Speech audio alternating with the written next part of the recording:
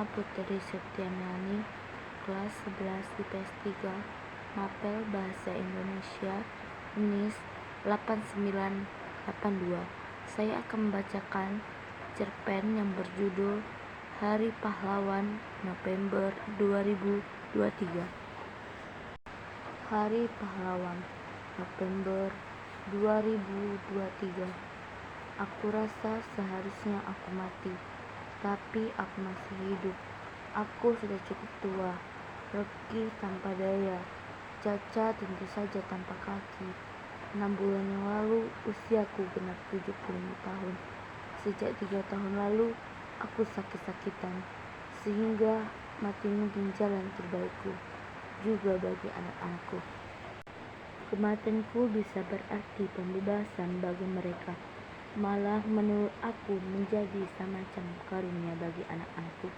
Ketika anak-anakku menjelma dewasa dan semua telah berkeluarga, aku menjadi orang yang tak lagi terlalu dihendaki kehadiran dalam kehidupan mereka. Aku menyadari bahwa keberadaanku hanya membuat mereka susah. Hal itu sering terjadi, misalnya saat aku ingin buang air kecil atau buang air besar. Ritual itu membuat semua orang pada posisi sulit.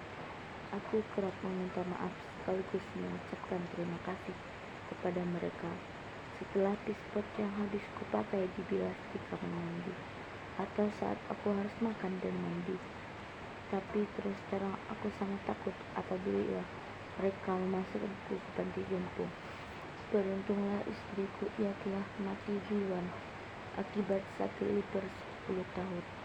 Setelah aku pulang tanpa kaki terkena ledakan granat pasukan Pratilin di Timur Timur, sehingga ia tak perlu repot-repot mengurus dan merawatku di hari tua.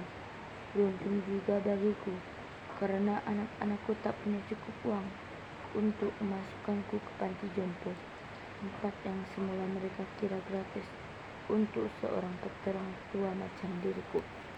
Agar setiap anak terlalu dibebani mengurusku, maka mereka mengilir merawatku sebulan sekali. Aku memiliki anak 4 orang, sehingga tak sulit bagi mereka untuk membagikan secara adil. Bulan pertama di rumah si sulung Mas Eko, bulan kedua di tempat Mbak Dwi, bulan ketiga di kediaman Mas Tri, dan bulan keempat di rumah si bungsu Mbak Catur. Bulan kelima balik lagi ke rumah Mas Eko, dan begitu seterusnya, bergonta-ganti. Aku memanggil anak-anakku dengan sebutan Mas dan Mbak. Semula ide mengilir merawatku berjalan baik-baik saja.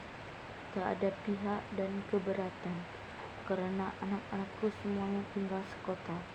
Dengan demikian, untuk saling berkunjung dan membawaku cukup menggunakan taksi online ke rumah mereka masing-masing. Tapi khusus tahun ini, pembagian terasa mendadak, jadi terasa tak imbang. Di bulan kelima, terpaksa Mbak Catur tidak bisa mengilirku ke rumah Mas Eko, karena rumah Mas Eko berdampak kebakaran besar yang terjadi di pasar pusat kota. Padahal di bulan keempat lalu, bertepatan dengan Lebaran, Mbak Catur telah merawatku dan kini masuk merawatku kembali setelah masa Lebaran usai dan bertepatan ulang tahunku yang ke-75. Tentu membuat kelabakan. Kutebak gaji dan THR dari kantornya pasti sudah habis untuk kedua anaknya dan suaminya yang tak jelas bekerja sebagai apa. Tentu ia dan anakku lainnya tak memberiku hadiah lebaran pada waktu itu, apalagi hadiah ulang tahunku.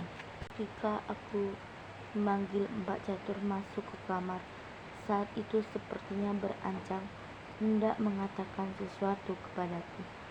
Sesuatu itu kuyakin adalah kesulitan keuangan yang ia sedang alami. Sambil berbaring dan suara lemah, aku berkata, "Mbak Catur, saat Lebaran bulan lalu, pasti uangmu habis tak tersisa." Bapak sangat mengerti dengan kondisimu. Bapak punya uang sedikit. Ambillah untukmu. Telapak tangan si bungsu terasa tebal dan dingin saat aku menyiapkan beberapa lembar rupiah ke dalam tangannya. Ia memandangiku dengan gamang. Tentu dalam hatinya ia bertanya, "Dari mana Bapak mendapatkan uang?" Aku tersenyum dan memaksakan agar tak bertanya. Sekarang aku hampir mati. Keempat anakku berkumpul di rumah Mbak Dwi. Dokter lenganku sudah membisikkan sesuatu kepadaku bahwa penyakitku makin parah. Dokter juga memberitahu anak-anakku agar mereka berkemas mempersiapkan segala apabila saat kematian yang dinanti itu sebentar lagi datang. Mbak Dwi terlihat paling gelisah. Mudah diduga, sekarang bulan November dan aku tinggal di rumahnya. Itu berarti di Allah yang harus menunggu seluruh resiko apabila kematian, termasuk urusan penguburan kelak. Sementara waktu bergerak lambat, waktu kematian pun sebentar lagi datang.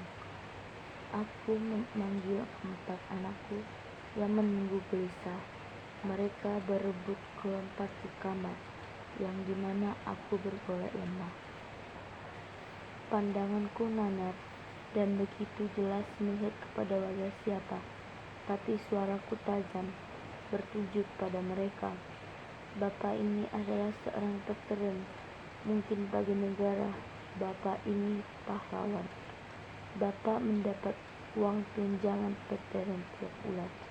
Dulu bersama ibu kalian, Bapak juga menabung, menyiapkan uang yang tak seberapa bagi negara. Aku terdiam sejenak. Anak-anakku seperti Tanjung. Mas Eko berduduk kesepuhan. Jemarinya mengangkut wajahnya yang terisak menangis. Anakku yang lain terlihat berbalasan dan aku bersadar kalau mereka sedang menunggu perkataan selanjutnya. Tolong ambil koper baju di lemari itu. Di bagian dalamnya ada sedikit uang yang telah dicairkan oleh Pak Dokter. Jumlah mungkin tidak banyak dan berkurang ketika membayar biaya rumah sakit ibu kalian dan biaya pemakaman duluan. Tapi kukira jumlah cukup untuk biaya penyekolahan itu cucuku sehingga ke perguruan tinggi dan mengongkosku biaya pemakamanku secara sederhana dan urusan setelah Bapak tidak ada lagi, seperti sewa ambulan, beli kain kapan, dan lain-lain. Sebentar lagi matahari akan terbenam, cahayanya akan tampak kemerah-merahan di kaki langit. Terlihat di carawalan serombongan burung belibis terbang sambil mendengarkan teriakan yang lantang bagai ingin memberitahu kepada siapapun, sebentar lagi malam akan datang dan aku telah mati. Kisah yang kutulis dari cerita pasien tidak sempat kubaca untuknya karena tempat pada peringati Hari Pahlawan. Ia wafat karena sakit. Ia benar-benar pahlawan sejati. Meski itu sebetulnya bisa saya meminta bantuanku, salah satunya materi kabinet pemerintah saat ini. Saat mencairkan uang dari rekeningnya, yang jumlah tak seberapa itu, aku memasukkan sejumlah uang ke dalam kopernya sebagai rasa hormatku terhadap sosok kepahlawanan. Iya, aku adalah dokter militer muda di medan pertempuran timur yang guras berteriak kepada agar tak demam. Padahal kondisi jiwaku saat itu sangat berguncang, cemas dan panik. Terlihat kedua kaki lelaki itu sudah tidak terbentuk lagi.